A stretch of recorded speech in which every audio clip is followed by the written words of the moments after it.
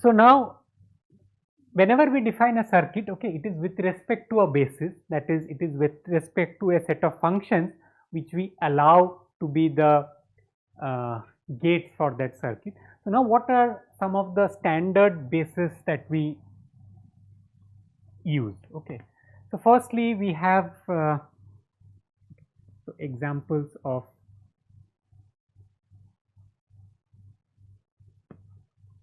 some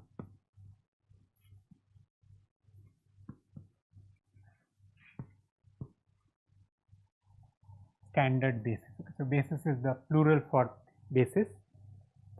So what are examples of some of the standard bases? So we have the De Morgan's basis, which is represented also as omega.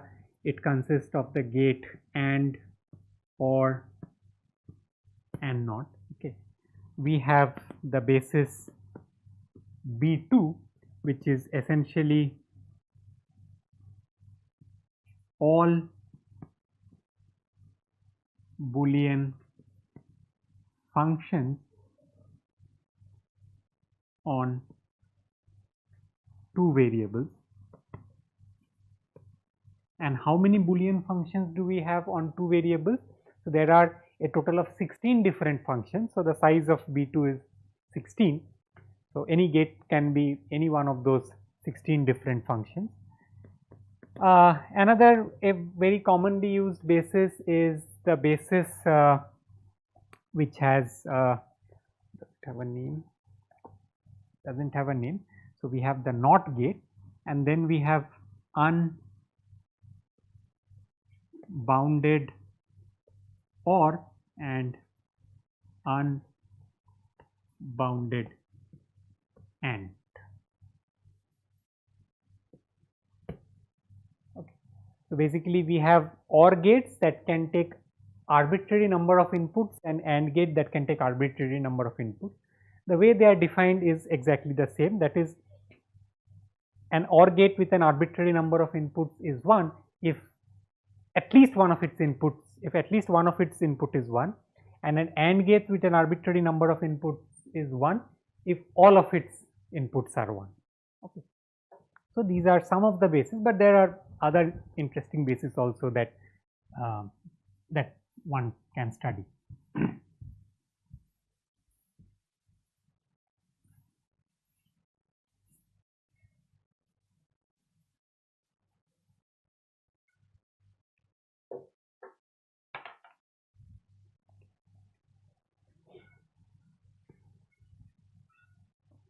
Okay, so here is a couple of very simple results. So the first one is of course a fact. So there are a total of 2 to the power n functions over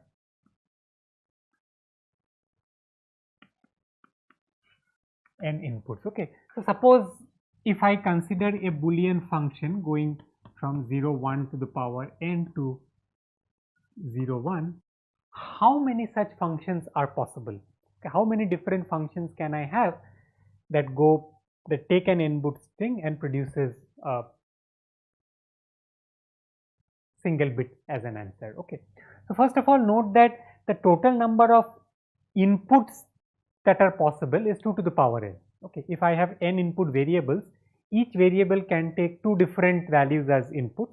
So there are a total of 2 to the power input, 2 to the power n inputs. Now each input can have 2 outputs. Okay, so for each input, either that input can be mapped to a 0 or that input can be mapped to a 1. Okay, so therefore there are a total of 2 to the power n different functions over n variables as input. Okay. Now when we have a circuit over n variables, okay, so now we can actually compare. Okay, so we can compare that. Okay, on one side I have this many functions, and on the other side how many circuits do I have that that can actually compute those functions. Okay, and then we can actually compare that. I mean, it allows us to give bounds on the size of circuit. Okay, so my size, I mean, my circuit should have size at least so much, so that it is able to compute each and every one of those 2 to the power n functions. Okay.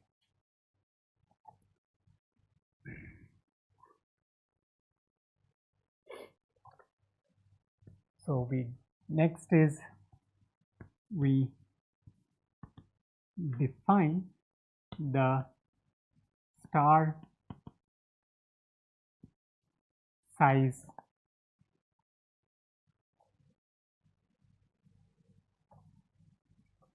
of a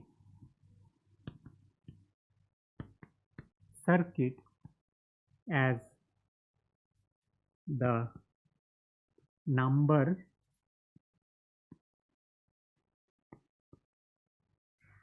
of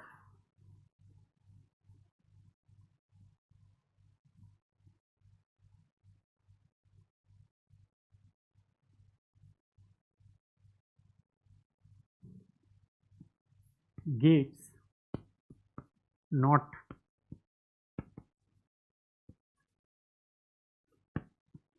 including the NOT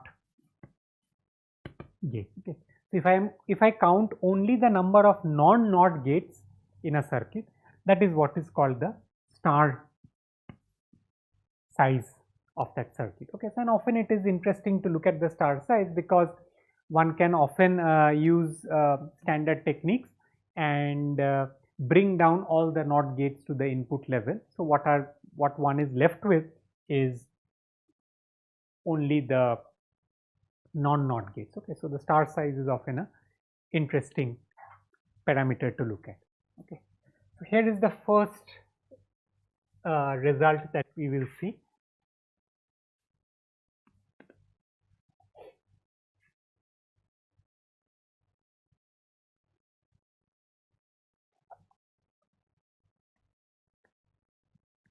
Every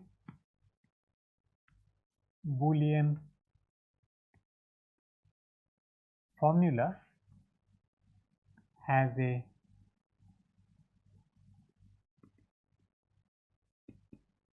circuit of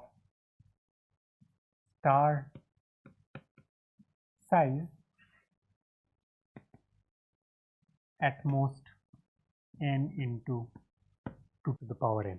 Okay. So any Boolean formula. So we have a every Boolean, not formula, every Boolean function.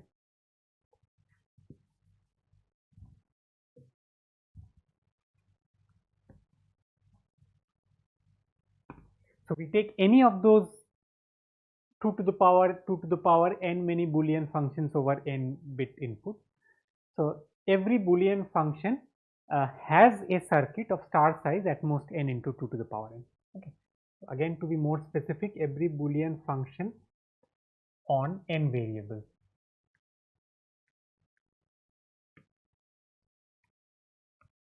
has a circuit of star size this much.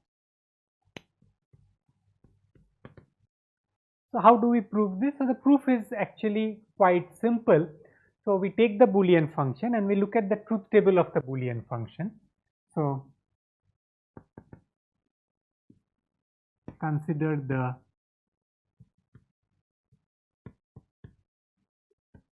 truth table of the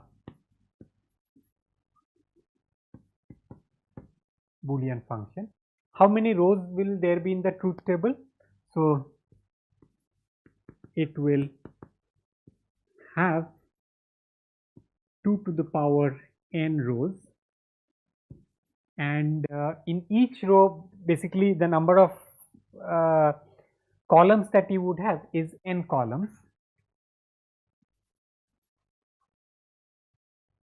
Okay, corresponding to each variable. So each row corresponds to each setting of the variable, and each column corresponds to a different variable. Now the value of the function can be thought of as taking an OR of all the rows, and inside a row, it is basically taking an AND of all the what are known as literals. Okay, so whatever, so if a variable is set to 1 in a particular row, you take that variable in its positive form, and if a variable is set to 0 in a particular row of the truth table, you take the negation of the negation of that variable, so not of that variable. Okay, so therefore every row has, so okay, we consider what is known as a sum of product representation. So let me write this: sum of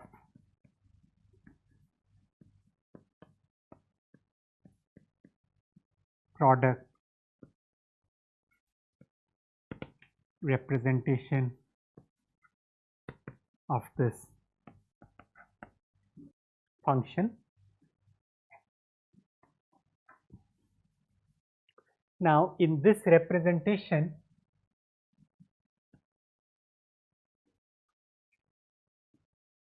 every row of the function is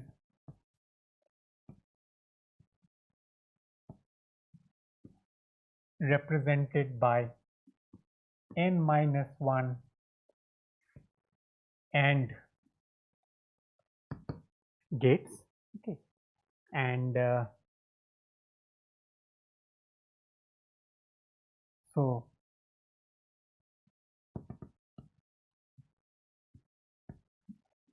there are 2 to the power n times n minus 1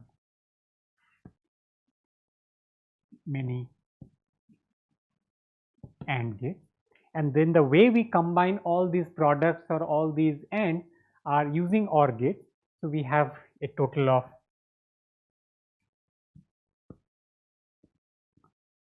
there are 2 to the power n OR gates. In fact, to be more specific, there are actually 2 to the power n minus 1 many OR gates, but that's okay. 2 to the power OR gates. So therefore, the total